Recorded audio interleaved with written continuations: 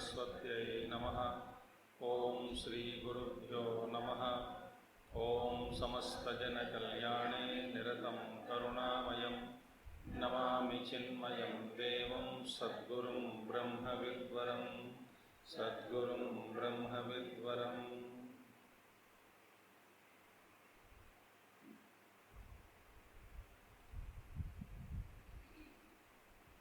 ओम व्यासं वसिष्ठनप्तारं शक्ते पौत्रमकल्मषं पराशरात्मजं वन्दे शुकतातं तपोनिधिं।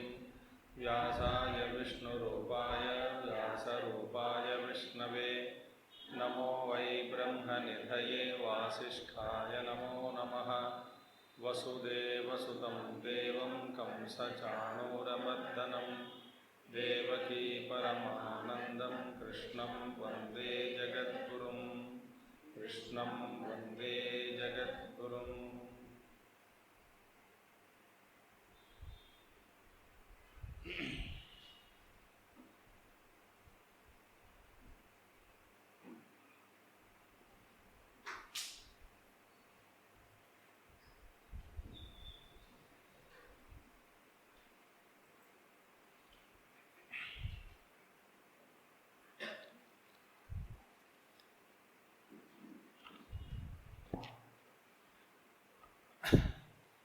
जैसे तिमिर दोष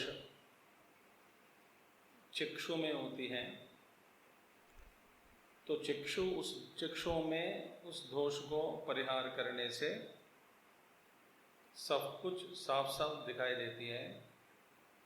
तो यह दोष क्षेत्रज्ञ में नहीं है, आत्मा में नहीं है, पुरुष में नहीं है, चैतन्य में नहीं है। तो चक्षुषः संस्कारेण तिमिरे अपनीते गृहीतुः अदर्शनात्। तो इससे ये पता लगता है कि ये तिमिर दोष गृहीतु में नहीं है। गृहीतु में पुरुष में या आत्मा में, क्षेत्रज्ञ में नहीं है। न गृहीतुः धर्मो यथा तथा सर्वत्र एव अग्रहण विपरीत संशय प्रत्ययाः तन्निमित्ताः करणस्य एव कस्यचित् भवितुम् अर्हन्ति न ज्ञातुः क्षेत्रज्ञस्य। तो जैसे कि ये पुरुष के धर्म नहीं है, इसी तरह अविद्या के जो धर्म है क्या है? अग्रहण विपरीत संशय प्रत्ययाः तन्निमित्ताः। इसके कारण निमित्त, ये निमित्त बन गए तीनों। माने अविद्या, माने अविद्या के का रूप क्या है, धर्म क्या है? अग्रहण, विपरीत ग्रहण और संशय। इन दोषों के कारण तन्निमित्ताः करणस्य एव कस्यचित् भवितुम् अर्हन्ति। तो ये न किसी दोष, ये इसके निमित्त में करण में ही दोष हो सकते हैं। ठीक है। कस्यचित् भवितुम्, कोई ना कोई कारण, अन्य कारण हो सकता है। न ज्ञातुः क्षेत्रज्ञ से। तो इसका जो क्षेत्रज्ञ जो है, तो अभी तक क्या बताया जा रहा है कि अविद्या जो है क्षेत्रज्ञ का धर्म नहीं है। एक केवल अविद्या करण में है, मन में है, माने उपकरण करण इनमें है। तो क्षेत्रज्ञ का धर्म अविद्या नहीं हो सकती। अब दूसरा भी बता रहे हैं कि संवेद्यत्वात् च तेषां प्रदीप प्रकाशवत् न ज्ञातु धर्मत्वम्। दूसरा है कि जो कुछ भी जानने में आते हैं, जानने योग्य जो कुछ भी है, तो इसका मतलब क्या है? ज्ञान कैसा है? ज्ञान की स्थिति या ज्ञान प्रकाश जैसा है। ज्ञान प्रकाश जैसा है। उस प्रकाश में सब कुछ देख सकते हैं। जो देखे जाते हैं वो क्षेत्रज्ञ नहीं है। कोई क्षेत्रज्ञ कौन है? उन सबको प्रकाश करने वाला, उसमें कोई दोष नहीं है। दोष कर्ण में हो सकते हैं, ज्ञेय में हो सकता है, क्षेत्रज्ञ में कुछ जो कुछ भी है, मगर क्षेत्रज्ञ अक्षेत्र में जो कुछ भी हो सकता है, क्षेत्रज्ञ अलग है। वो क्षेत्रज्ञ कैसा है? ज्ञान है, प्रदीप प्रकाशवत न ज्ञातृ धर्मत्वम।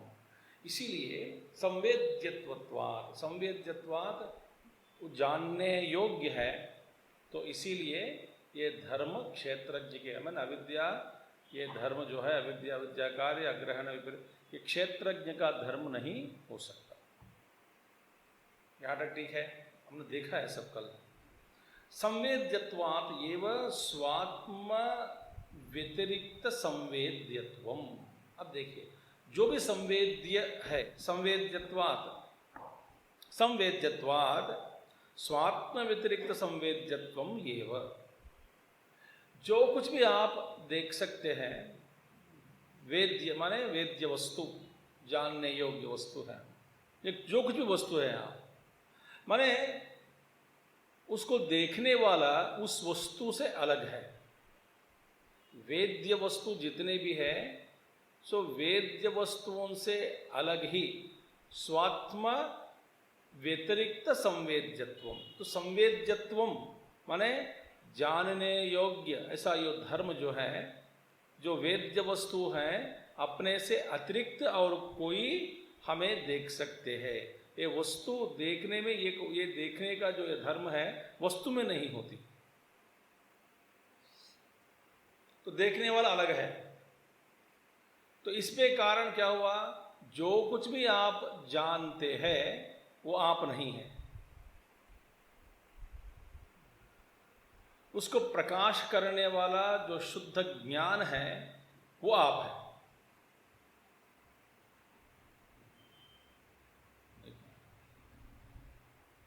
तो अविद्या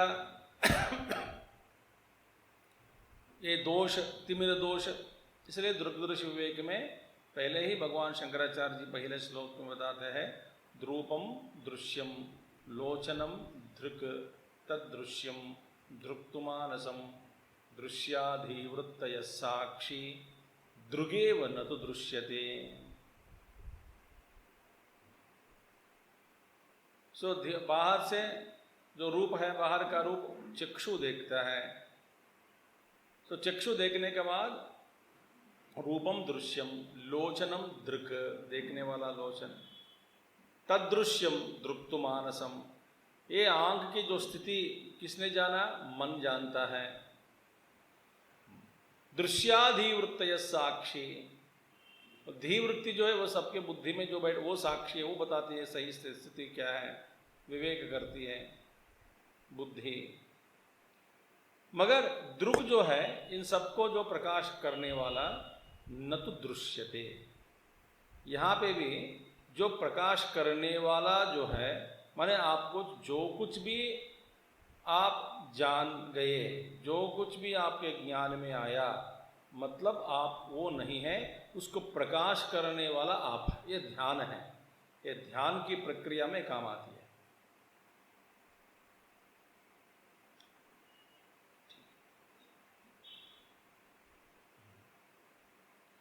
I am the light that which illumines and I am not the illumined.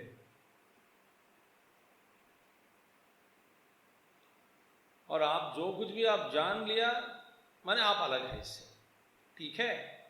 यहाँ तक हम कल देखे। अब यहाँ से आगे का जो विषय है, ये भी गंभीर विषय ही है।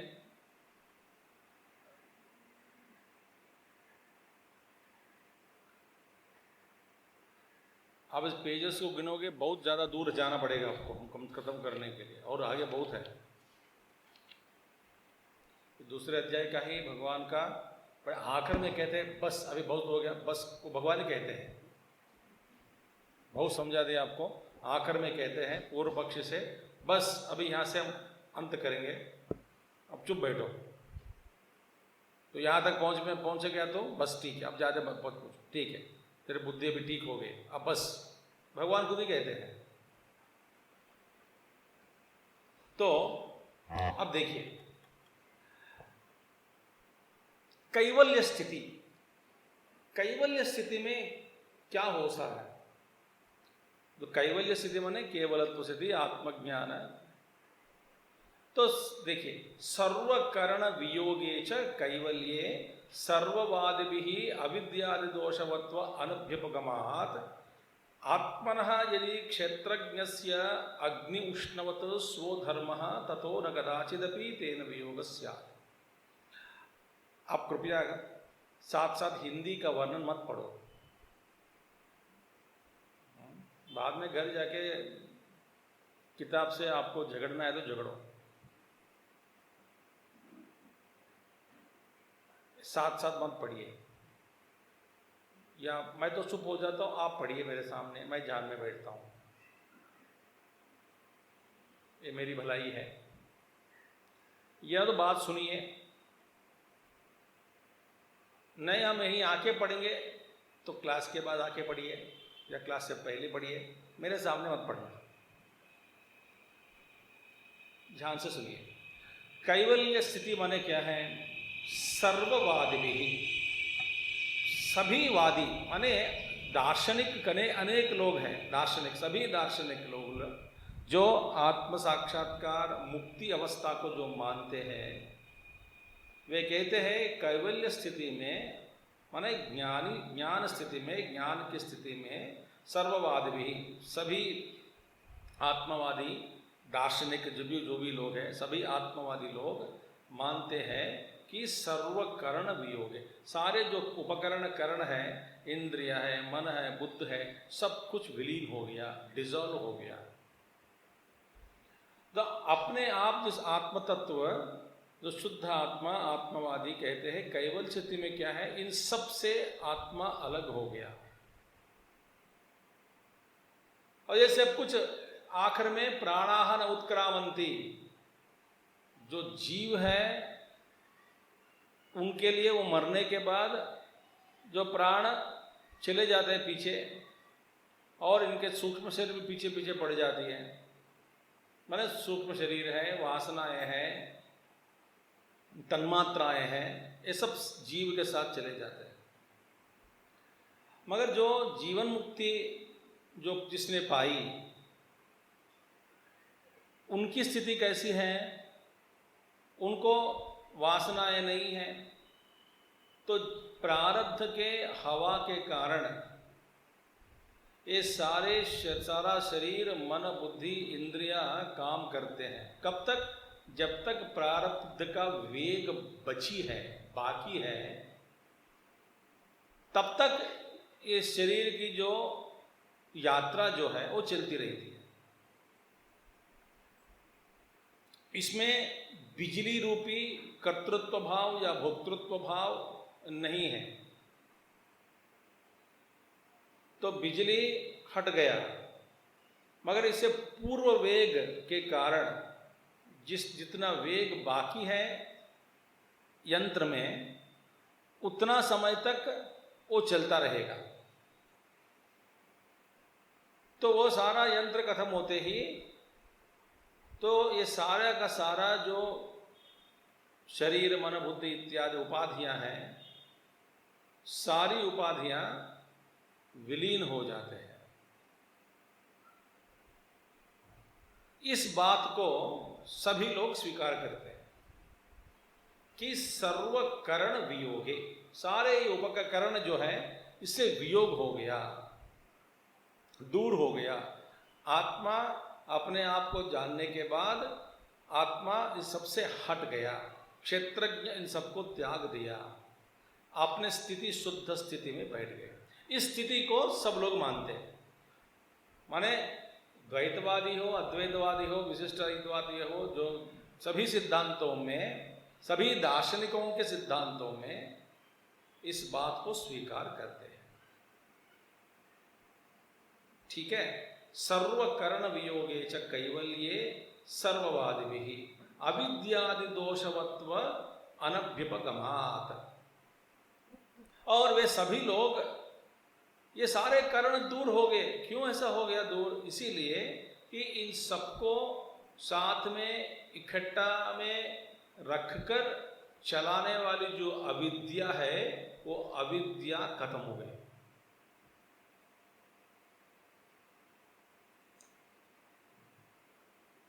अब एक सारे करण हैं, शरीर है, मन है, प्राण, पंच प्राण, इंद्रियां हैं, मन है, बुद्धि है, इन सारे वृत्तियां हैं, इन सबको एक पकड़कर रखी है कौन? अविद्या। सो इसमें सारे करण वियोग हो गया।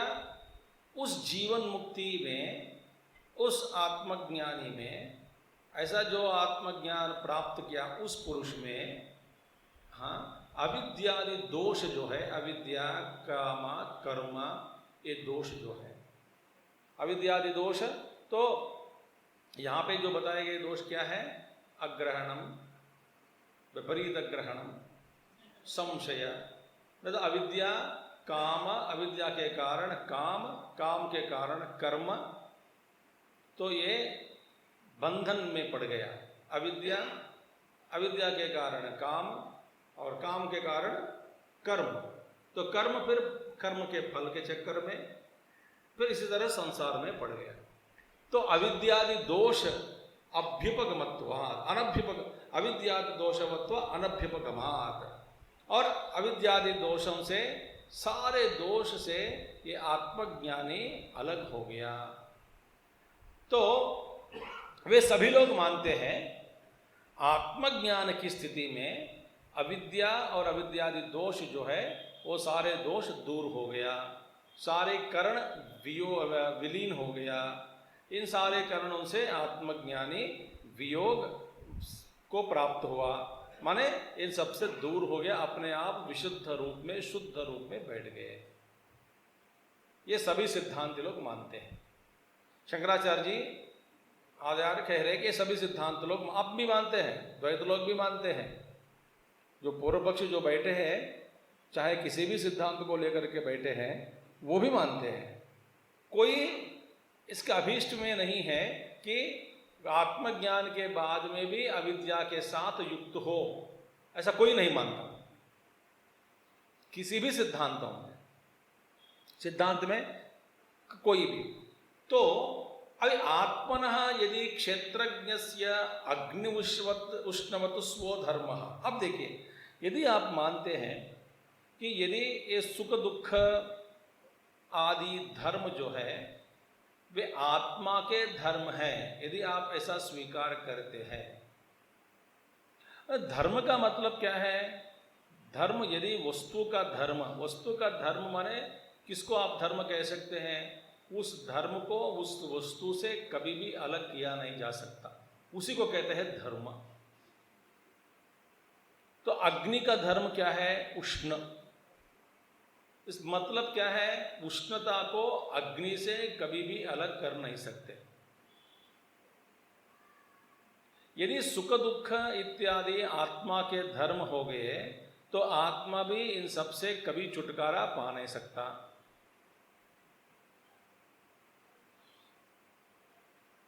ठीक है, अनुभव में भी ये गलत हो रहा है, क्योंकि कभी सुख कभी दुख,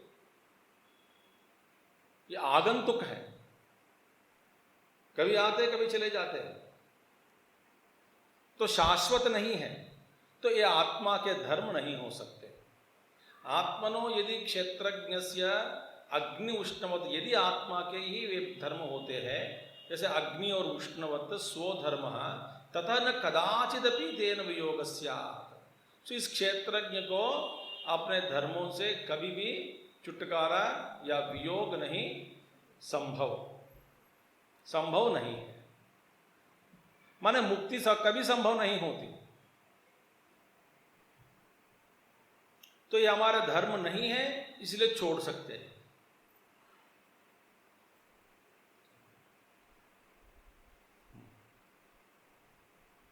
तो ततः न कदाचिदपि तेन वियोग स्यात्, मगर स्थिति को कोई मानते नहीं। सभी दार्शनिक लोग सभी सिद्धांतों में ये बात, इस बात को स्वीकार करते हैं कि आत्मा में आत्मज्ञान के बाद अविद्यादि दोष की उपलब्धि नहीं होती। तो भगवान पहले समझा दिया और कुछ आगे कहेंगे अभी। जैसे सिद्धांत को यदि कुछ बात को पहले बताने से पहले कुछ बातें स्पष्ट कर रहे हैं। ठीक है, अब अब आत्मा क्या है? अविक्रियस्य च व्योमवत् सर्वगतस्य अमूर्तस्य आत्मनः केनचित् संयोग वियोग अनुपपत्तेः सिद्धं क्षेत्रज्ञस्य नित्यम एव ईश्वरत्वम्। अब पूर्व पक्षी का मन में क्या है? ये अविद्यादि दोष आत्मा में ही है, ये आत्मा के धर्म क्यों नहीं हो सकते? तो भगवान पहले बता दिया ये उपाधि में दोष है, कर्ण में दोष है, क्षेत्रज्ञ में दोष नहीं है। जैसे कि आंख में तिमिर का उदाहरण दिया है, तो आंख की जो शस्त्र चिकित्सा हो गई, तिमिर को हटा दिया तो फिर देखने लगे। माने कर्ण को ठीक करने से देखने लग गए। इसका मतलब समस्या कहां पर है? किसमें है? कर्ण में है, देखने वाले में नहीं है। इसी तरह ये अविद्यादि दोष उपाधि में है, क्षेत्रज्ञ इससे दूर है। इसलिए जब आप गगन में सूर्य भगवान विराजमान, उस विराजमान सूर्य मंडल पृथ्वी से भी बड़ा है, अनेक गुण बड़े हैं। कहा जाता है सूर्य भगवान एक बड़ा नारियल के रूप में बिठा दो और एक राई होती है ना, राई, मस्टर्ड सीड, काला बीज छोटा सा, वो साथ में रखो, ये पृथ्वी है, वो सूर्य भगवान है। इतना फर्क है साइज में। ये बड़ा नारियल ले लो, बड़ा नारियल का साइज क्या है? ये तो इतना बड़ा सूर्य भगवान, और पृथ्वी ही बहुत कम राय जैसे छोटी है, और उस पृथ्वी पे खड़ा हुआ एक आदमी का साइज कितना है आप कल्पना कर सकते हैं, और उसके आंख कितनी है और भी कल्पना कर सकते हैं। और इसके आंख में जो आकाश में ऊपर थोड़ी से ऊपर आसमान में बादल छाया है, काला बादल, इसके कारण वो सूर्य को देख नहीं सकते। वो कहते हैं सूर्य को बादल ने ढक दिया। ये संभव है क्या?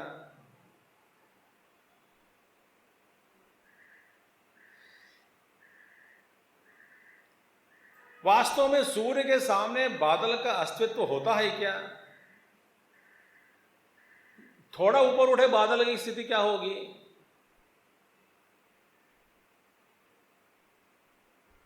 पर ऐसा कैसे क्यों कहते हैं? आदमी खड़ा रहकर सूर्य भगवान को ये बादल ने छाया।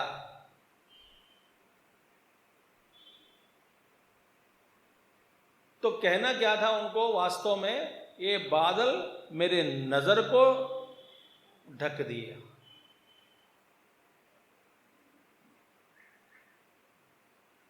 इसलिए मेरे नजर में लोप आ गया बादल के कारण, सूर्य में नहीं है। इसी तरह आत्मा में अविद्या के कारण जो सब जगह ब्रह्म ही ब्रह्म है, हमको और कुछ दिखाई देता है। आंखों के सामने जो है बादल, उसके कारण इतना बड़ा सूर्य भगवान को ढक दिया, प्रकाशवान सूर्य भगवान, उसका भी हम दर्शन कर नहीं पा रहे हैं। तो आत्मा क्या है, क्षेत्रज्ञ का स्वरूप क्या है, इससे दूर है। जैसे सूर्य भगवान को कोई बादल छा नहीं सकता, कोई मेघ छा नहीं सकता,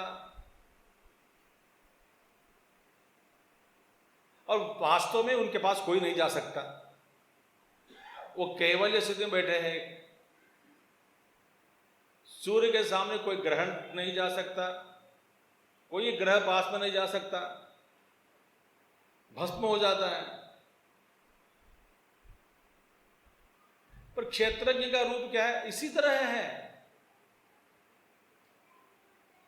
क्षेत्रज्ञ के आसपास में भी कोई अंधकार या नहीं तो कोई अविद्या का गंध मात्र में, भगवान शंकराचार्य कह तो दिया, संभव नहीं है। तो अविक्रियस्य, आत्मा में क्या है? अविक्रिय, विक्रिय नहीं है। और व्योमवत सर्वगतस्य, वो आकाश की भांति सर्वव्यापक, सर्वगतस्य, सब जगह व्याप्त हुआ, सर्वगतस्य अमूर्तस्य, और कोई मूर्तिमान नहीं है, वो अविक्रिय निर्विकार, अमूर्तस्य, और कोई मूर्ति रूप या नहीं है आत्मा का। आत्मा केनचित, ऐसे इस तरह के जो आकाशवत सर्वव्यापी अविक्रिय आत्मा, अविक्रिय आत्मा किसी न किसी वस्तु के संयोग में या वियोग में आना या जाना संभव कभी भी नहीं है। आकाश के साथ सर्वव्याप्त आकाश, पहले आकाश है निर्लिप्त, वो सर्वव्यापक है, अविक्रिय है। इस तरह के वस्तु में, क्षेत्रज्ञ में, तो किसी ना किसी वस्तु का संयोग या वियोग होना संभव बिल्कुल नहीं है। तो क्षेत्रज्ञ में, आत्मा में या पुरुष में, चैतन्य में सुख दुखादि धर्म, अविद्या धर्म इत्यादि धर्म का लोप कभी नहीं है। माने ये धर्म ऐसे अविद्या क्षेत्रज्ञ का धर्म नहीं हो सकता।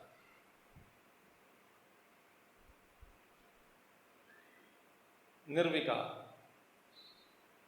से साधना कहाँ से शुरू होती है? ये शरीर को स्वीकार मत करो, ये मैं शरीर हूं, ऐसी वृत्ति को हटा देना। इसी तरह मैं रागी पुरुष, द्वेष, कामी, क्रोधी, लोभी, सभी भावनाओं को त्याग देना चाहिए। मैं ये नहीं हूं, नेति नेति, इनकार करना। अब किसी भी एक को स्वीकार किया, इसके साथ जुड़े हुए सारा संसार चिपक जाता है।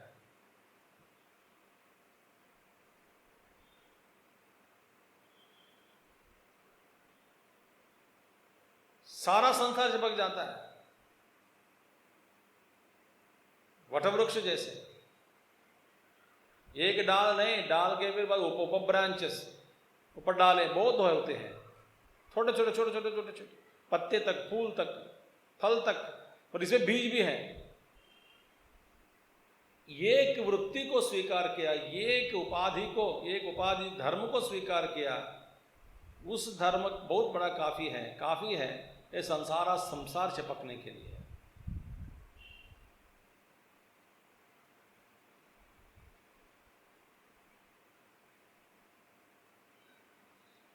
वास्तव में आपको इस यात्रा में, आध्यात्मिक यात्रा में, यदि सही दिशा से, सही रास्ता पर आप हो और अच्छा ये कोई गुरु मिल गया हो, मार्गदर्शन ठीक ठाक हो रहा हो, तो आपके जीवन में जैसे आगे जाते रहेंगे आपको ये महसूस होता है महसूस कि मैं ये संसार से जो कुछ भी, जितना भी सफ़र आप करोगे, किसी भी स्थिति में आप हो, आगे जाने के बाद भी जिस स्थिति को देख करके आप अभी वर्तमान से देख करके आगे की स्थिति को देख करके ये बंधन नहीं है, वो मुक्ति स्थिति है, ऐसा होना है, बड़ी अच्छी बात है, ऐसा आप जो कल्पना करके आगे जाते हैं, उस स्थिति को पहुंचने के बाद वो स्थिति भी बंधन कारक है।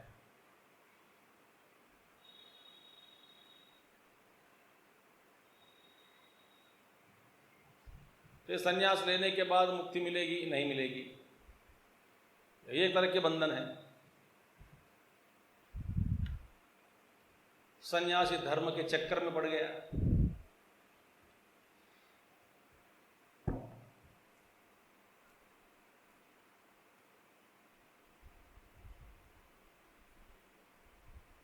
तो आपकी यात्रा में जब तक आत्मा का अनुभव नहीं होता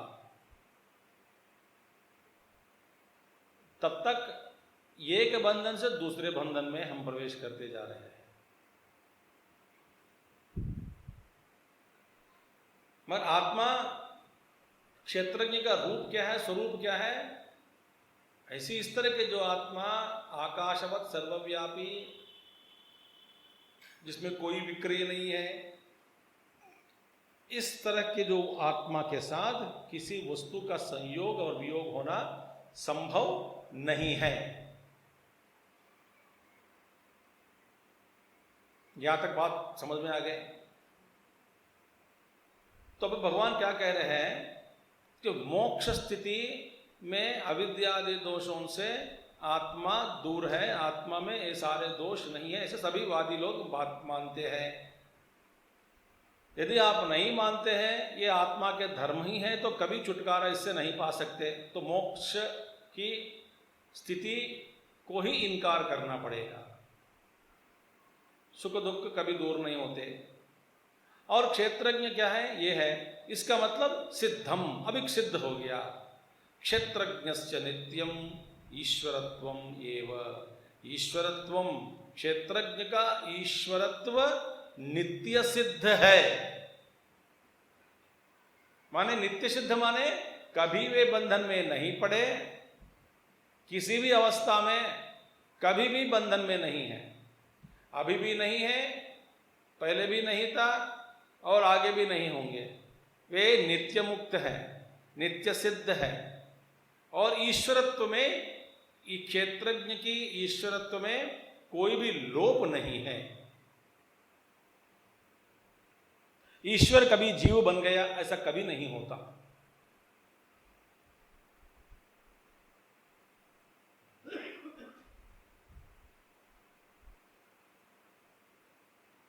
यदि अविद्या वास्तविक है तो कभी छूट नहीं सकते। बंधन वास्तविक है तो कभी छूट नहीं सकते।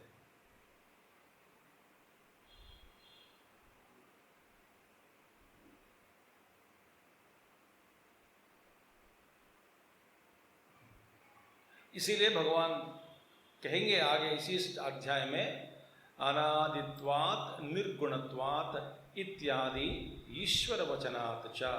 भयम स्वयं भगवान ने कहा, क्या कहा भगवान ने? जो क्षेत्रज्ञ है जो है वो अनादित्वात् निर्गुणत्वात्, वो अनादि है, काल से अतीत, जिसकी आदि नहीं है, अंत भी नहीं है, अनादि। और निर्गुणत्वात्, उसमें कोई गुण नहीं है। गुण है तो विक्रिया आ गया, कोई गुण नहीं है, कोई विक्रिय नहीं है।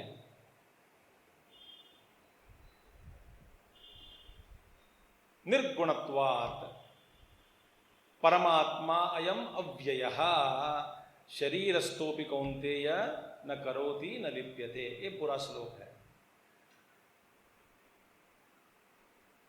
शरीरस्थः अपि ये कौन्तेय न करोति न लिप्यते, वो कुछ नहीं करता और लिप्यते न।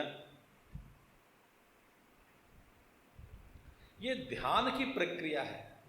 ये सुनने से, सुनने मात्र से सुनकर छोड़ दिया, कोई फायदा नहीं है, कोई भी फायदा नहीं है। ये साधन के लिए उपयोगी है।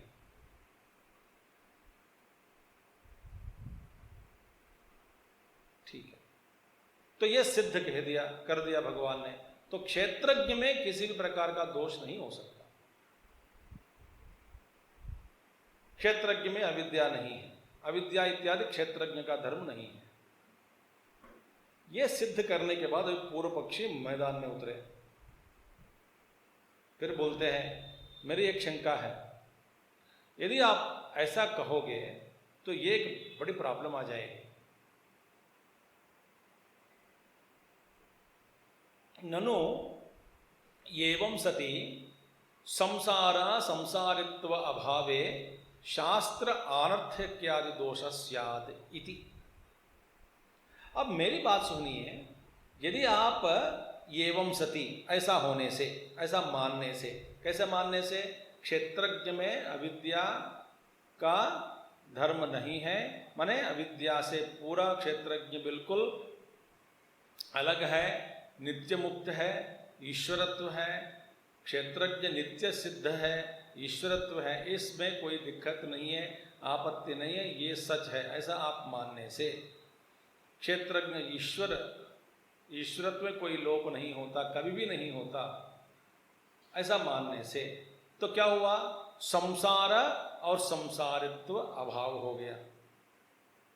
संसार यदि ईश्वर ही है सर्वव्यापी, क्षेत्रज्ञम चापमा, तो संसार का अभाव हो गया, और संसार का अभाव और साथ साथ संसारी जीव भी अभाव हो गया। जीव रूपी ऐसा कोई नहीं है, क्योंकि ईश्वर ही सर्वव्यापक है, तो जीव भी नहीं है। संसारित्व किसको मिलती है, जीव को। तो संसारी कौन है, जीव। संसार और संसारी दोनों अभावे, तो दोनों फिर हट गए।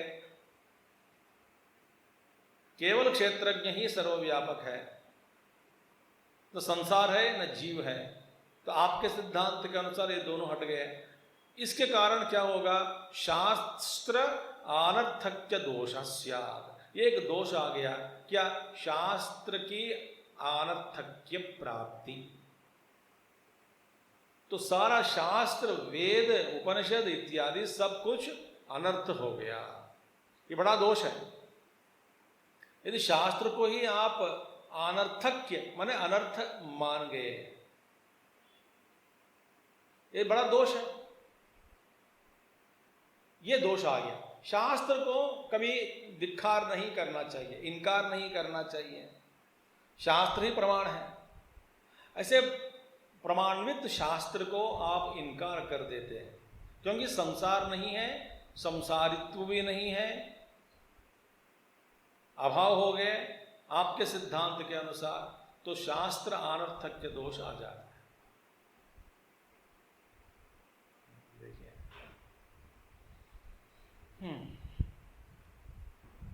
शास्त्र व्यर्थ हो गया, ये दोष है। फिर शास्त्र क्यों पढ़े? ठीक है। अब भगवान कहते हैं न सर्वैहि अभ्युपगतत्वात्। देखिए,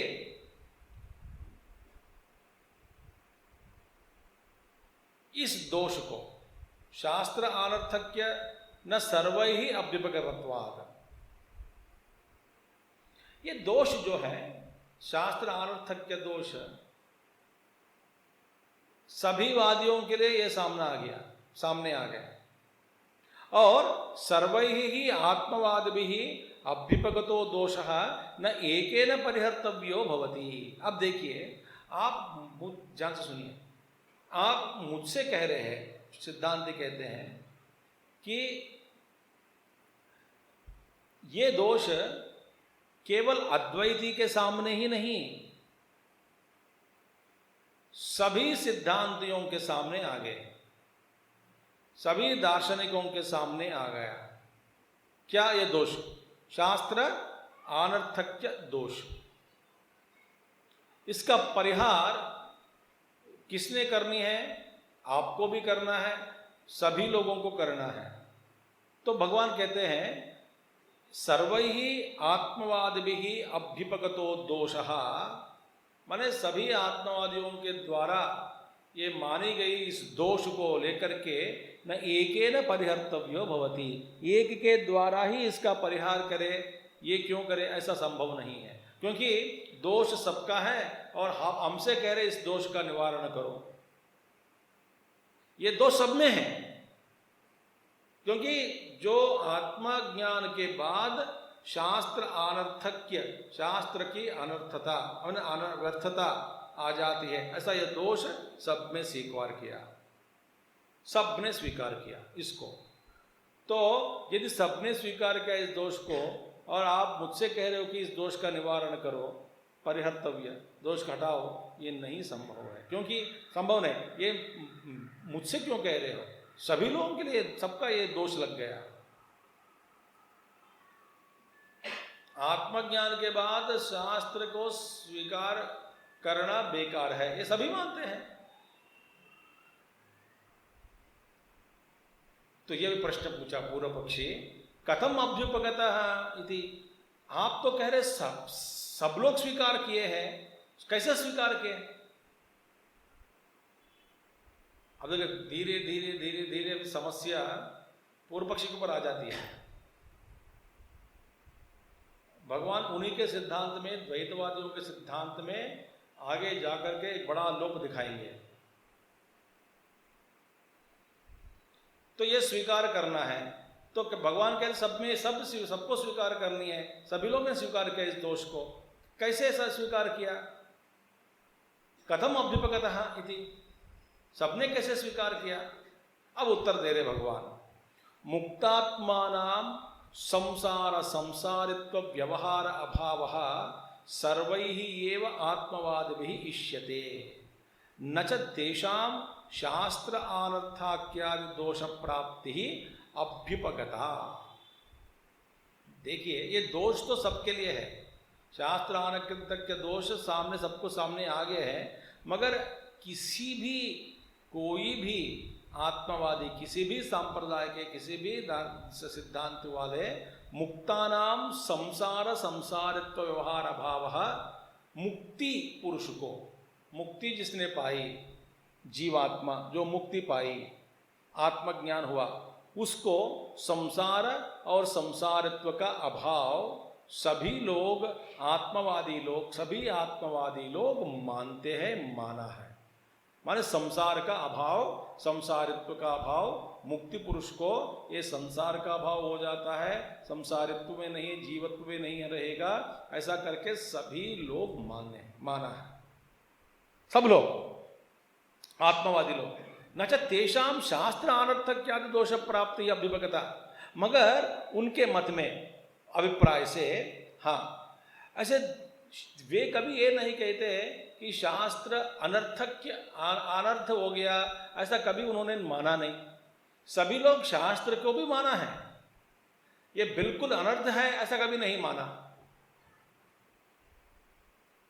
सभी लोग नहीं माने। माने शास्त्र अनर्थक्यादि दोष प्राप्त ही अभ्युपगता, वे स्वीकार नहीं किया है। न अभ्युपगता माने वे शास्त्र अनर्थक के दोष को स्वीकार नहीं किया। माने मतलब क्या है? शास्त्र की उपयोगिता है, मगर सभी लोग इसको स्वीकार किया। संसार और संसारित्व मुक्ति के बाद नहीं रह जाती, नहीं रहती, ये भी मान लिया सभी लोग। पर माना इसका मतलब ये नहीं है शास्त्र अनर्थ को प्राप्त किया, शास्त्र के अनर्थ हो गया, शास्त्र अनर्थ हो गया, इसके भी उपयोगिता नहीं रही, ऐसा किसी ने नहीं माना। इस बात को किसी ने स्वीकार नहीं किया। समझ में आ रही बात आपको? आपका मन इधर उधर हट गया तो गया।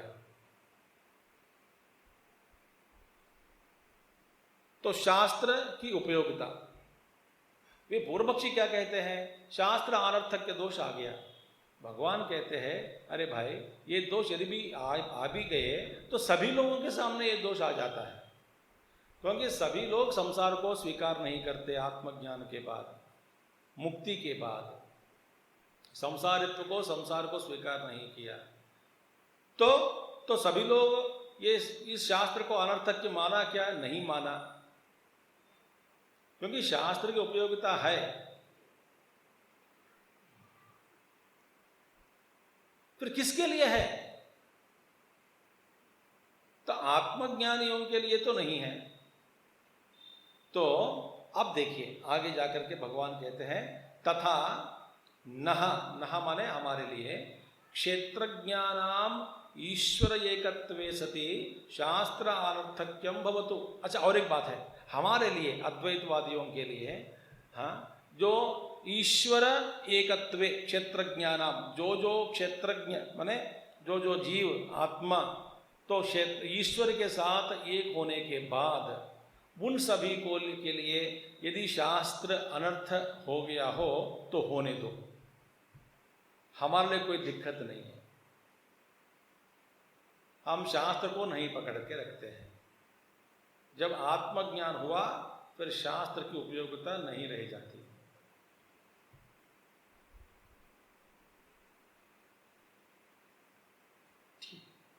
तो यदि उपयोगिता नहीं रहेगी तो नहीं रहने दो, हमारे लिए कोई दिक्कत नहीं है।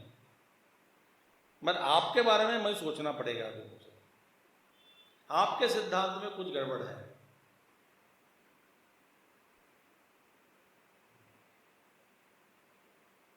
उसके प्रति कुछ रोशनी डालते हैं। हमारे लिए आप यदि कहोगे मुक्ति के बाद संसार नहीं रहेगी, संसार तो नहीं रहेगा, इसीलिए शास्त्र अनर्थक के दोष आ जाएगा, आने दो। शास्त्र की उपयोगिता नहीं रहेगी, नहीं रहने दो।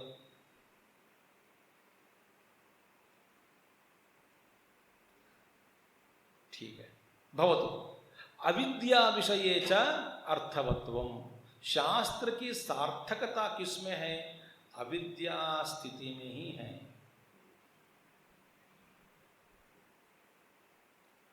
जब तक अविद्या है तब तक शास्त्र की उपयोगिता।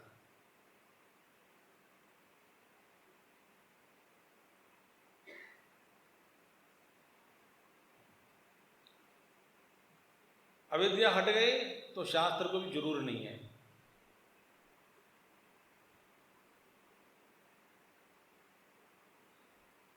अविद्या हट गया मैंने अनुभव होना चाहिए, ज्ञान का अनुभव। 2-3 उपनिषद सुन ली, अविद्या हट गई, ऐसा मत मानो। गीता सुन लिया, अविद्या हट गई, मेरी अविद्या तो हट गई, बहुत साल हो गया हट जाता।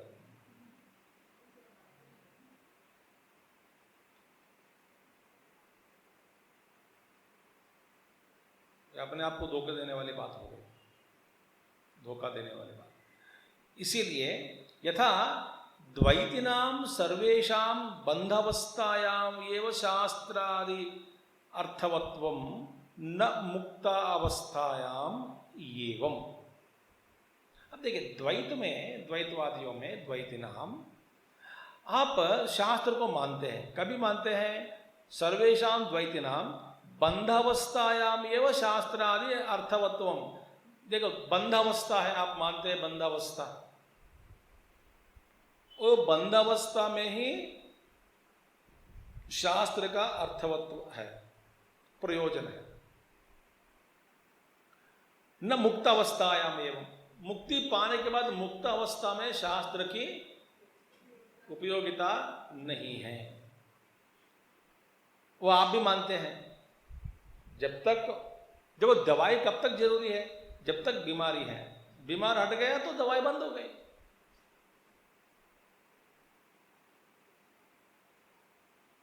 सरल बात है।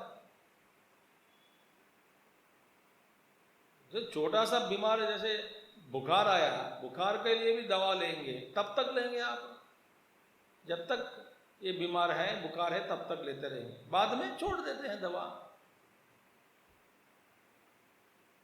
अब 6, 7, 8 महीने, 9 महीने, 10 महीने, 11 महीने, 12 महीने, या नहीं तो 1 साल, 2 साल बुखार ही नहीं आया, तो पहले तो खरीदो दवाइयों को फेंक देते हैं आप, क्या करें, पुराना हो गया। मैंने जब तक बीमार है तब तक दवाई की जरूरी। तो जब तक अविद्या है तब तक शास्त्र की जरूरी। अविद्या दोष हो गया तो शास्त्र का कोई उपयोगिता नहीं, शास्त्र की उपयोगिता नहीं, कोई जरूरी नहीं। अर्थवत्वम न भवति। देखिए, अब देखिए, ये पूर्व पक्षी पूछते हैं, आप गलत बता रहे हैं, क्योंकि आप हमारे साथ तुलना करके बोल रहे हैं। हमारा सिद्धांत अलग है, आपका सिद्धांत अलग है।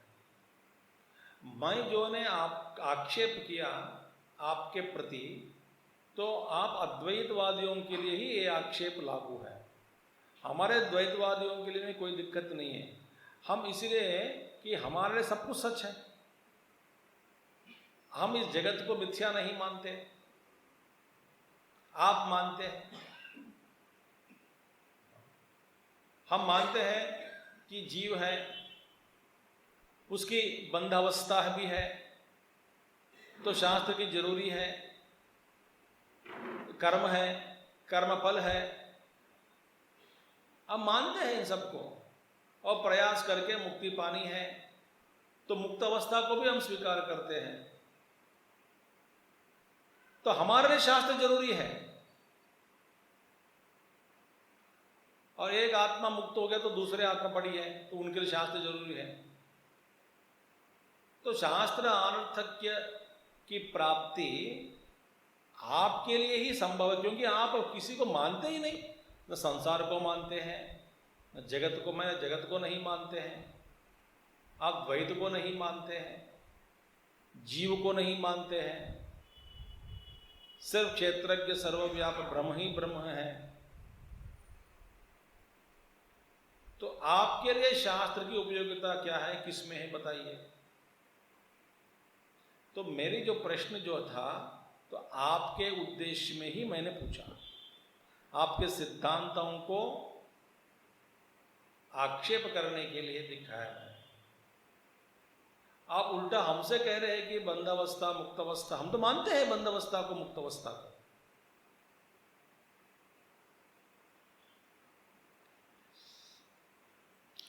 अब वे कह रहे हैं, देखिए क्या कहते हैं पूर्व पक्षी, ननु आत्मनो बंध मुक्त अवस्थे परमार्थत एव वस्तुभूते द्वैतिनाम न सर्वेषाम।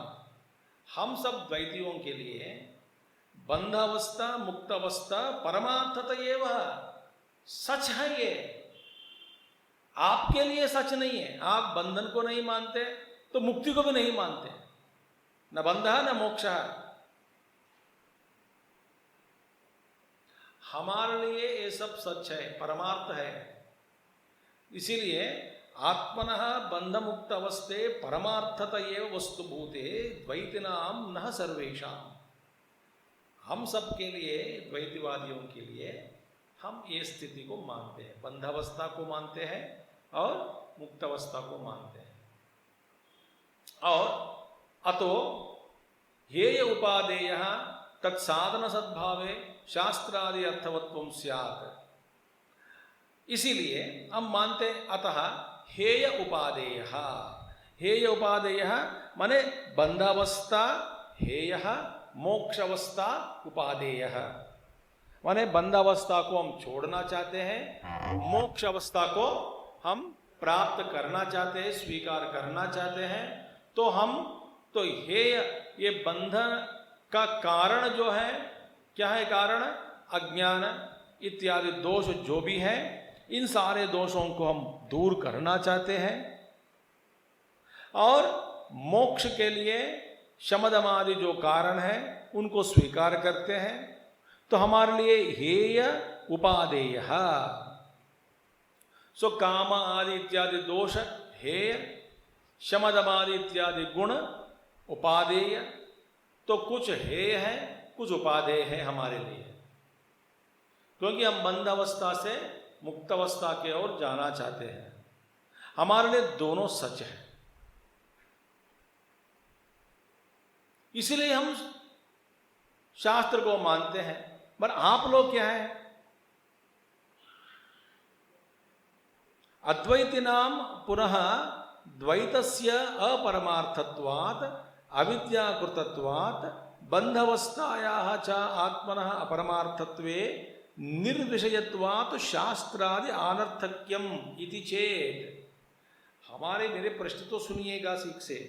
मैं क्या कह रहा हूं? शास्त्र अनर्थक्य आपके लिए, तो आपके लिए शास्त्र की उपयोगिता क्या है? क्यों भाई?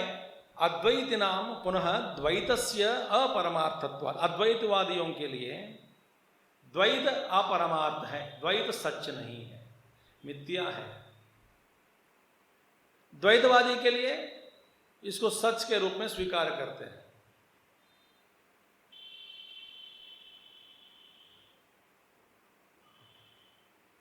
अद्वैतवादी द्वैतस्य अपरमार्थत्वात्, परमार्थत्वात् माने सच है, सच्चाई के रूप में स्वीकार करते हैं, सच के रूप में। अपरमार्थत्वात् न सच, ये झूठ है, खाली जमाना, झूठा जमाना। और अविद्याकृतत्वात्, आपके लिए सब अविद्याकृत है, अविद्या दोष के कारण ये सब आपके लिए दिखाई देती है, वास्तव में ये जगत नहीं है। जो वास्तव में जगत नहीं है अविद्याकृतत्वात्, और बंध अवस्थायाः च आत्मनः अपरमार्थत्वे, आप बंधन को भी स्वीकार नहीं करते, क्योंकि आपके लिए बंध अवस्था भी अपरमार्थत्वे, वो भी सच नहीं है। आत्मनः, अपने आप का आपका अपना बंध अवस्था जो है वो भी सच नहीं है, क्योंकि आप बंधन को स्वीकार नहीं करते। तो आपके लिए द्वैतस्य अपरमार्थत्वात् अविद्याकृतत्वात् बंध अवस्थायाः च आत्मनः अपरमार्थत्वे निर्विषयत्वात्। शास्त्र का विषय क्या है बताइए? शास्त्र का विषय क्या है? संसार को, जीवों को संसार से दूर करने के लिए शास्त्र का विषय क्या होता है? तो शास्त्र का विषय यही है कि शास्त्र सभी बंधन में पड़े हुए जीवों को उद्धार करने के लिए शास्त्र की उपयोगिता है। या बंधन को ही आप स्वीकार नहीं करते, शास्त्र कहाँ से उपयोगिता है आपके लिए बताओ? निर्विषयत्वात्, तो आपके लिए शास्त्र निर्विषय हो गया। निर्विषय माने कोई विषय नहीं, शास्त्र का विषय है। क्या है शास्त्र का विषय? मुक्ति। धीरे धीरे सभी लोगों को कर्म, उपासना, फिर ज्ञान के द्वारा मुक्ति कराने वाली है शास्त्र, करा देते हैं हम। और ये शास्त्र को, श्रुति को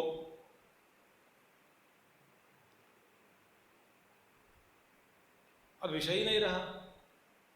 कोई बंधन में हो तब शास्त्र की उपयोगिता है, तो शास्त्र का विषय भी नहीं है, तो निर्विषय हो गया शास्त्र। इसीलिए शास्त्रादि अनर्थक्यम, ये शास्त्र अनर्थक्य दोष आपके लिए है अद्वैतवादियों के लिए। द्वैतवादियों के लिए, हमारे लिए ये नहीं है। हम तो बंधावस्था को स्वीकार करते हैं, मुक्त अवस्था को भी स्वीकार करते हैं, इसलिए हमारे लिए शास्त्र जरूरी है। आप किसी को स्वीकार नहीं करते, तो शास्त्र अनर्थक्य दोष आपको लग गया, हमारे लिए नहीं। अब बताओ शास्त्र की उपयोगिता क्या है? अब इसको कैसे आप जवाब दे सकते हैं? यह है प्रश्न। भगवान कहते हैं न, ऐसी बात नहीं है। आत्मनः अवस्थाभेद अनुपपत्ते है। हाँ बताओ, पहली बात मैं आपसे पूछ रहा हूं, आत्मा में ये अवस्था भेद हम नहीं मानते। सच में, सही में आत्मा में ये दो अवस्था है क्या? बंध अवस्था और मुक्ति अवस्था। ये अवस्थाओं को हम स्वीकार नहीं करते, ये आत्मा में नहीं है। उपाधि के कारण, उपाधि से माने अनात्मा के साथ तादात्म्य के कारण एक जीव अपने आप को बंधन में पड़ गया, ऐसा आप समझ सकते हैं। एक जीव अपने आप को समझ सकते हैं, मगर वास्तव में बंधन में नहीं है। यदि बंधन वास्तविक है तो मुक्ति नहीं मिलेगी। तो बंधन ही वास्तव नहीं है, इसीलिए मुक्ति भी वास्तव नहीं है।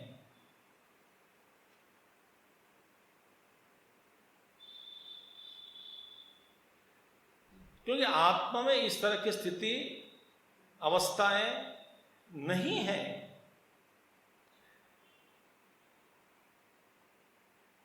फिर प्रक्रिया कभी कभी जारी है, तो बंधन नहीं है, मुक्ति भी नहीं है।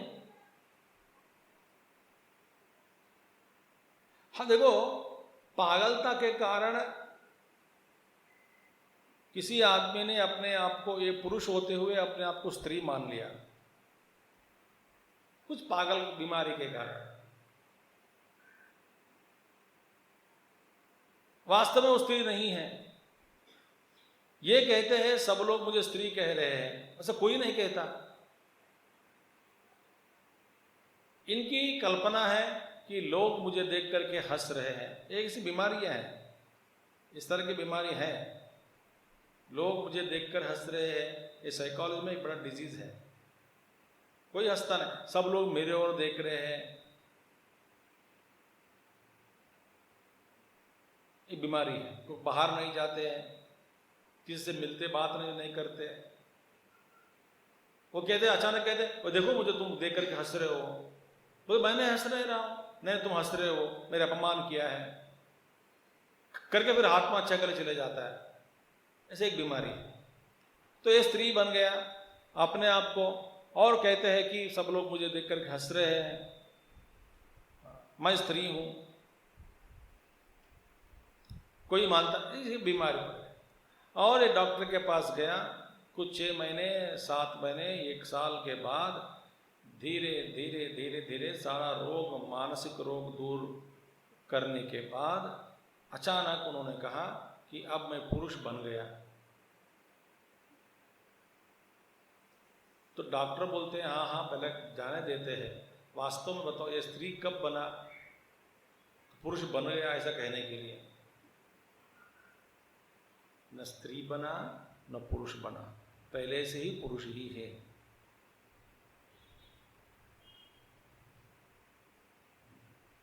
तो ये बंधन कहां से आया? मानसिक है।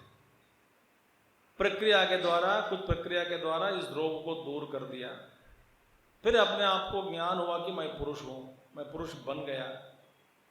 बना नहीं, पहले से पुरुष ही थे।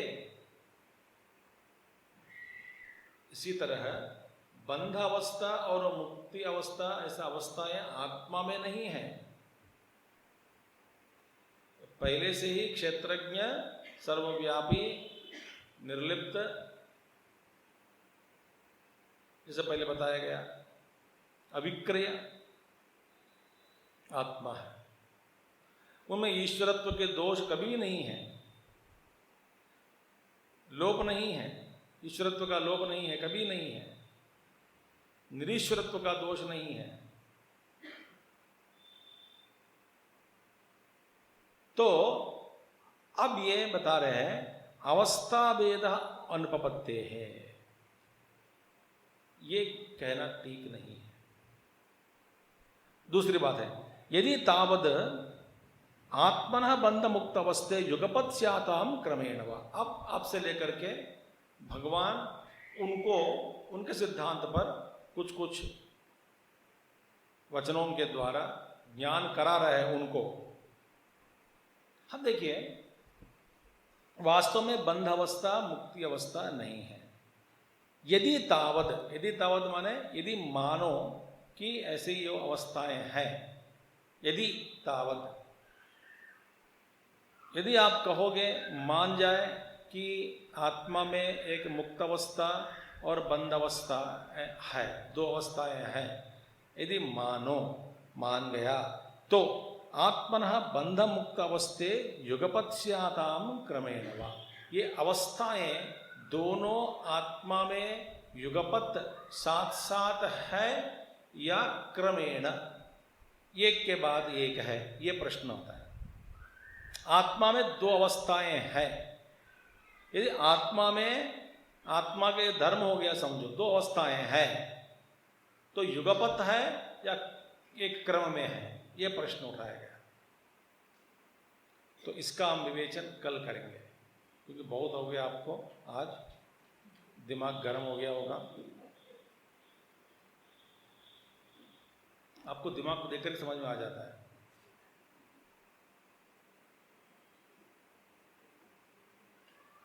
ये एक तरह के फिर युगपत् या क्रमेण वा। ठीक है, देखते हैं, कल देखेंगे। ओम पूर्णमदः पूर्णमिदं पूर्णात् पूर्णमुदच्यते पूर्णस्य पूर्णमादाय पूर्णमेवावशिष्यते। ओम शांति शांति शांति। हरि ओम श्री गुरुभ्यो नमः। हरि ओम सद्गुरुनाथ महाराज की जय।